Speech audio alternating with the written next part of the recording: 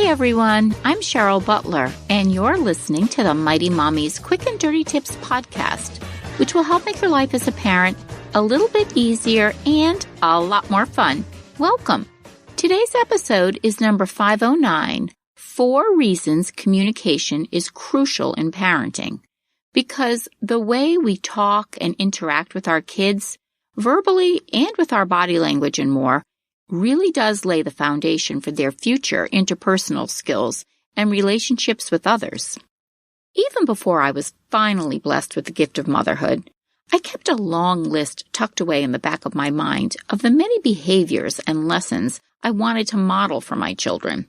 Not knowing that my journey of infertility would lead to a beautiful adoption and then 7 more children to call my own, I envisioned such peaceful, quintessential parenting moments where I would instill solid characteristics such as honesty, gratitude, perseverance, kindness, respect, responsibility, and above all, a love of self. I looked forward to guiding each of them to choose a path that fueled their individual passions, all while making the world a better place in their own unique way. That may seem like some lofty parenting goals, but once I jumped on the motherhood train after waiting 5 very long years to become a mom, despite the exhaustion and completely unrealistic vision of what parenting would really be like, I still clung to those ideals. If I was going to be parenting a small troop of 8 kids, I was going to give it my all, and then some. I've learned a lot, mostly from on-the-job training in my 25 years of parenting. And aside from the fact that it is indeed the toughest job you'll ever love, the most important tool I've relied on during every stage of motherhood is communication. It's absolutely critical when raising a family. The word communication is an umbrella term for many interactions with loved ones. It's not just about verbally talking with another person. It's about focusing and listening. It's about how we engage with our kids when they enter a room, how we react when they've done something wrong or right, how we participate in public settings with them, and simple things like how we read their body language or how they might interpret ours. How we communicate can determine the outcome in nearly every situation that we have with our kids. Sure, there are hundreds of mundane, everyday interactions, such as getting them up and ready for school or driving them back and forth to their various events. But guess what? Those interactions with your kids can lay a pivotal foundation for the more serious or contentious situations where your communication and your guidance can make all the difference, a most positive difference to your kids and your family. If you haven't been on the top of your communicating game, you can start fresh today. Mighty Mommy shares 4 reasons that communication is crucial to parenting, and how you can begin to make significant changes that will benefit your entire family. So those 4 reasons that communication is crucial to parenting are: 1, nonverbal cues are extremely important. 2, ordinary interactions set the stage. 3, you can be the voice of reason. And 4, you're teaching a critical life skill. Let's take a closer look at each. 1, nonverbal cues are extremely important. I consider myself a true people person. I honestly enjoy interactions with the human race. Whether I'm in line at the grocery store or waiting in a doctor's reception room or out walking the dog, if I have the opportunity to connect and say hello to someone, I'm going to do it. Ask my kids. They beg me not to shop in our own town for fear I'll talk to everyone and never make it home in time for dinner. Just as important as saying a quick, or in my case, a little longer hello throughout the course of my day, I'm also very in tune with how I say my hellos. I've got a reputation as being perky by nature, so when I say I interact, I like to make eye contact and smile. That's my personality, and I'm totally comfortable doing so. But I understand it's not in everyone's comfort zone to be so bubbly, and that's just fine. What's not fine is sending nonverbal messages that you want absolutely no part of interacting with someone. For instance, last week my son and I were the last customers in line at the deli before the store closed. I had a small order of sliced turkey and American cheese, but the person who waited on us was completely disgusted that we were even there. How did I know this? His eyebrows were scrunched up, he sighed several times, and then he mumbled something under his breath like, "Don't these people have a life?" before he sliced my turkey, which, by the way, was way too thick. I have to be honest, it made me feel badly to be treated like that, and my 16-year-old son, he was embarrassed. Our kids are quite astute at knowing whether we feel like spending time with them or even have a couple of minutes to connect and see how their day was. Hey, there's no question it's not easy when families constantly run full throttle to make ends meet and keep it all going. Something has to give, and many times it means we operate on a shorter fuse than we'd like. Kids have the same struggles that we as parents have in their own world, just on a different level. Most times, if they know they have a place to turn, to us, their parents, even the most monumental problem, not being invited to someone's sleepover, for instance, can be put in the proper perspective because they have a parent's shoulder to lean on. One of my favorite TV personalities, Dr. Mehmet Oz, weighs in on how important it is for parents to be tuned into the body language that they display to their kids. He writes, "Research shows that when communicating a message, the tone of voice is 20 times more important than the actual words of the message." And that's an important message for all of us to remember, whether we're parents of newborns or toddlers, not to mention tweens, teens, and beyond. Nonverbal communication and the emotion it conveys account for more than 90% of what your child hears you say. The total impact of our parental messaging breaks down like this.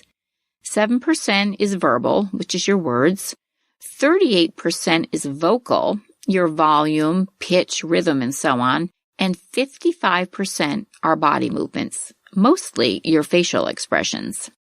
Next time you're interacting with your kids, whether it be for something wonderful that happened, or perhaps you're not pleased with your daughter's skirt that she chose for school that day, be mindful of the body language that you're displaying. Rather than rolling your eyes and looking disgusted, give her a hug and ask if you can go shopping together soon. Number 2, ordinary interactions set the stage. For the many years I longed to become a mom, I envisioned the magical moments of parenting. First words, first steps, joining teams, making best friends, getting a driver's license, attending prom, and then off to college. I longed for it so much that I completely underestimated and overlooked the real important times.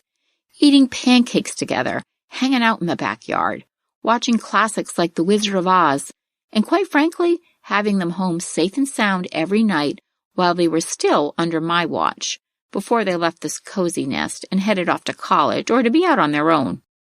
Embracing the ordinary moments in parenting is a wonderful time to build your platform for communicating effectively with your kids. It's so easy to get caught up in the throes of the hustle and bustle of our busy lives. Trying to get your kids up and out the door for school while trying to maintain your sanity getting off to work on time each day, that can seem monumental. But it also provides a wonderful opportunity to stay connected. Comment on how restful that your child looks when she wakes up, groggy and all, for school.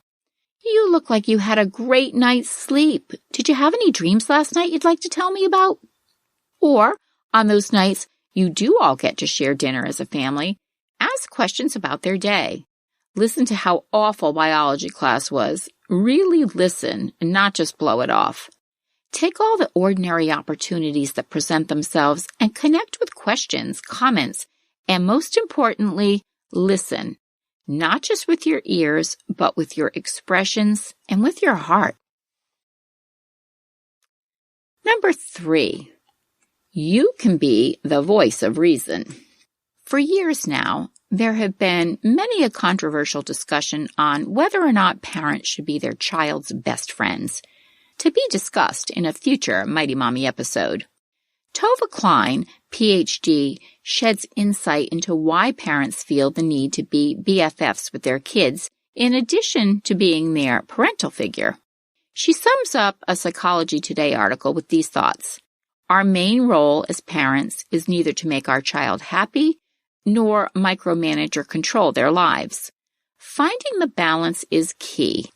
In a nutshell, it is to help them develop the capacity to handle life's hurdles, and there will be many, and grow into confident and independent adults, capable of caring about others. We can't do that by treating them like mini adults one moment and controlled subordinates the next. I'm going on record as Mighty Mommy as stating that I want to be my child's best parent, not their best friend. That's not to say I don't want to have many warm, friendly moments with my brood, but my main focus is to establish a nurturing yet authoritative influence in my kids' lives, not that of a companion who giggles about boy crushes and burdens my kids with the woes of my divorce. One of the most important components of good communication with your kids is letting your child know that they can come to talk to you about anything. This is certainly not always comfortable, as topics of a child dabbling with alcohol or wanting to have sex in their teen years is not something Mr. Stork delivers guidelines to when our child is entrusted to us on the day of their birth. But here's what you have going for you in such delicate conversations. You are your child's biggest and best advocate, and you know them better than anyone else. If you lay an open foundation of communication in those ordinary moments, like when you're carpooling him to baseball practice 4 times a week, and he has stuff on his mind like not feeling very smart in world history, or he feels embarrassed that he burped out loud on the field trip in front of the girl he had a crush on. Then later when he's struggling with his friends about sneaking alcohol into a party, you're now the voice of reason that he secretly wants to listen to. Our kids may not always listen to our advice, for sure, but when we bond and build that sense of security that they can come to us in their time of need, we have a much better chance that they'll choose right from wrong. And number 4, you're teaching a critical life skill. Regardless of how we communicate, the ability to reach others with our thoughts, concern, praise, criticism, and views on any number of subjects is critical to getting our point across. A University of Minnesota article on communication eloquently states that communication is key to your success in relationships, in the workplace, as a citizen of your country, and across your lifetime. Your ability to communicate comes from experience, and experience can be a very effective teacher. Communication involves a give and take, not just talking, but drawing out the thoughts and feelings of others. With this in mind, continue to remind yourself that your kids need more from a conversation than just being lectured. Teaching good communication skills can simply mean listening and helping your child deal with his feelings. Kids learn by imitating. Most often, they will follow your lead in how they deal with anger, solve problems, and work through difficult feelings. You're your child's biggest role model, as children learn through imitation. They most likely will problem solve, listen, talk, and express their emotions in ways they've learned from the adults in their lives. Good communication is so important and definitely requires some effort on all fronts.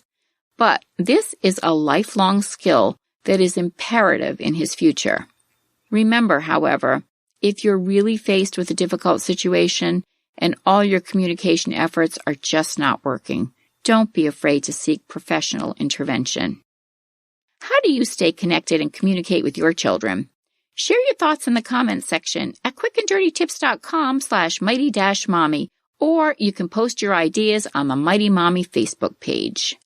If you have friends and family that would enjoy listening, I'd love it if you'd share the link to this podcast and refer them to the website www.quickanddirtytips.com/mighty-mommy.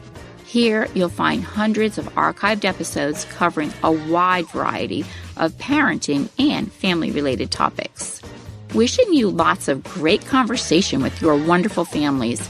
As always, thanks so much for listening, and until next time, happy parenting.